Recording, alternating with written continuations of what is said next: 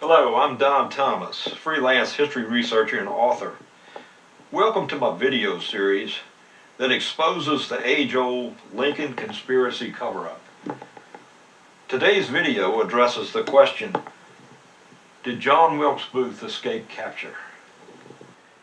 Was John Wilkes Booth shot to death at Garrett's farm, or was that man James William Boyd?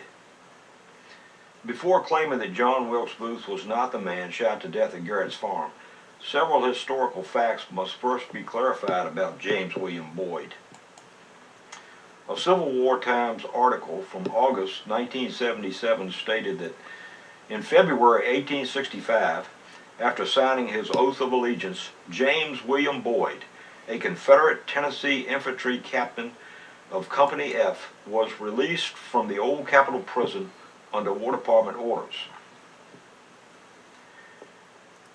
That very day Captain Boyd was being released from prison, he stood 6'2", had gray hair, blue eyes, and according to an 1860 Madison County, Tennessee census document, James Boyd was 42 years old in 1865. Conversely, in February 1865, John Wilkes Booth stood 5'8" tall, had brown hair, brown eyes, and was only 26 years old. National Archives documents in Washington, D.C. prove that when James William Boyd was released from the old Capitol Prison, he did not look anything like John Wilkes Booth. The photo of James William Boyd is a fake. James William Boyd could not have been mistaken for John Wilkes Booth. So where did this character come from? Well, James William Boyd is an invention of Ray Neff, a professor at Indiana State University, a conspiracy theorist popularized by a lot of his wild speculations. And so in 1977, Sun Classic Pictures began a new era of the Lincoln conspiracy cover-up, with actually, from the help of Ford's Theater. In 1977, John Wilkes Booth's diary was about to be examined by the FBI. The diary had been severely altered after Booth was dead and before it was turned over to Congress. I have the FBI forensic exam as the definitive proof that the diary was defiled after Booth was dead. It's a forgery. Naturally, Ford's Theater doesn't want that known, but so I've done videos on that, but this particular video that I'm doing now, I just wanted to debunk this another conspiracy theory that claims that Booth escaped capture. He did not. Booth was the man shot to death at Garrett's farm, and I've got some slides that I'd like to show you. So I just want to show you this and just tell you that the photos by Ray Neff and the Lincoln Conspiracy movie by Sun Classic Pictures is fake history. In an effort to be thorough and objective, I don't want to give up on this just because James Boyd didn't look anything like John Wilkes Booth. What if someone else that did look like Booth replace him? The question would be then, was Booth replaced with an imposter before or after the assassination? At what point was Booth replaced is the question I'm going to delve into now.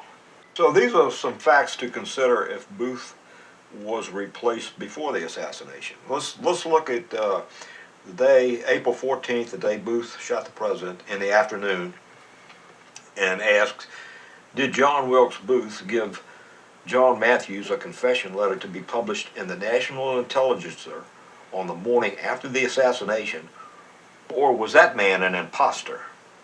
Now, Booth's dear friend, John Matthews, whom he trusted his confession with, that he wanted published in the National Intelligencer on the morning after the assassination, naming his accomplices and explaining their reason for killing Lincoln, has been edited from this history. He was ignored or covered up by the Stanton's War Department investigators never brought out in the trial, but he was discovered 2 years later when John Surratt was when it was extradited back to the United States and being tried. And this is the trial transcripts taken from John Surratt's, or actually the congressional hearing on Monday, July 1st, 1867, 2 years after the assassination. He's being examined by Mr. Bothwell, a radical Republican, and he admits here that he knew John Wilkes Booth, and that he last saw Booth just before in the theater, just before he shot the president. He saw him on the stage because John Matthews was in the play that night, and he was asked, when did you see him before that? And he admitted that he saw Booth at 3 o'clock in the afternoon on Pennsylvania Avenue near the Willards Hotel, and that's when he received the letter. So this is the document of that. I've got the whole transcript, but that just goes to show how covered up John Matthews has been. But I've exposed him in my new book, The Reason Booth Had to Die. And the reason Booth had to die was to keep the Lincoln conspiracy covered up by the War Department. And that's why John Matthews wasn't in the conspiracy trial. So on the top second page of Booth's diary confession, he talks about the letter that he left with John Matthews. And it reads, "This night before the deed, I wrote a long article and left it for one of the editors of the National Intelligencer, in which I fully set forth our reasons for our proceedings, he or the government." Then it stops right there. In mid-sentence, the rest of the page is taken up with a calendar drawing. The next sheet of paper is completely blank, front and back, and 2 more sheets in packet 5 of Booth's diary, right in the center, are missing.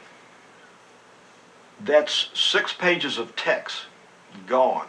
Booth stops writing his confession that he gave to John Matthews in mid-sentence on the 17th, and he doesn't make another entry until April the 21st. That means the rest of the 17th, the 18th, the 19th, and the 20th, they're all missing from the diary, and 3 pages, or 3 sheets, 6 pages of text are gone right from the center of the diary. So I just want to make that point while I'm explaining this. And you can see this in great detail in my book, also the new book, The Reason Booth Had to Die. It's a whole explanation of how the diary was defiled by the War Department in between the time it was taken from Booth's body and before it was turned over to Congress. All right, from there, let's move on to the evening of April the 14th and ask the question, was John Wilkes Booth the man seen in the back alley of Ford's Theater calling out for Ed Spangler, James Maddox, and Joseph Peanut Sparrows to hold his rented horse? Or was that man an imposter? All right, this slide is an old depiction of Joseph Peanut Sparrows holding the rented getaway horse. And he claims that it was Booth who came out and jumped on the horse. Ed Spangler never denied that it was Booth. Maddox said that it was Booth. And John Matthews. All right, so John Matthews also placed Booth in Ford's Theater just before shooting the president. So all these people claim that the man they saw before the president was shot was John Wilkes Booth. Okay, so now we'll ask the question, was Booth replaced after the assassination? So this is April the 14th, roughly 10:16 p.m. Was John Wilkes Booth the man who flopped onto the stage immediately after the president was shot? as well as the same man who escaped on a horse rented by Booth, or was that man an imposter? Okay, so immediately after shooting the president, the assassin jumps from the balcony. He's wearing these big military-style riding boots, come up all the way to his crotch when they're unfolded. He's got these spurs on, and one of his spurs caught in the flag draped across the state box and knocked him off balance, falling to the stage awkwardly, breaking a bone in his ankle. He ran across the stage, out the back door, and he jumps on the horse and he rides away. So was that Booth?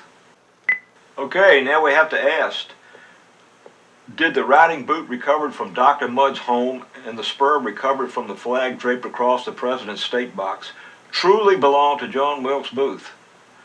Or did the recovered boot and spur belong to an imposter?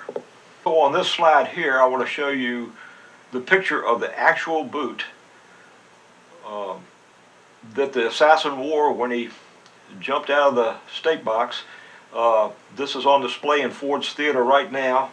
This is the split that Dr. Mudd made to get Booth's broken ankle out of the boot. It was recovered at his home. It allegedly had the name of John Wilkes Booth in it, and this is the evidence that was used to convict Dr. Mudd of aiding Booth in the escapes. And this is the spur that was left behind on the stage, tangled in the flag, that was identified by Pumphrey, James Pumphrey, who rented Booth the horse, and he admitted that this was the spurs that Booth was wearing when he rented the horse. This other picture is from 1931, and this is a picture of the boot then. There's a split, and look at this boot. I mean, look how big and ungodly this is. This is what he was wearing when he showed up, and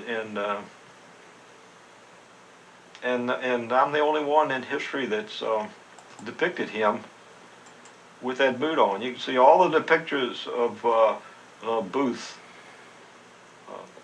during the assassination and running through the stage. None of them have the boot on. I wonder why. Why don't they have the big boot on there? But anyway, that's in my book also.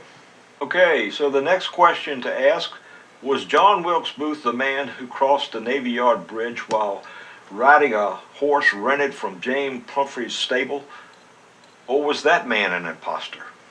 Next we have to ask, did David Herold meet up with John Wilkes Booth in Maryland, or did Herold follow an imposter to the Surratt Tavern and then south to Dr. Mudd's farm? Or was that man an imposter? Now that's a very important fact that beckons an explanation.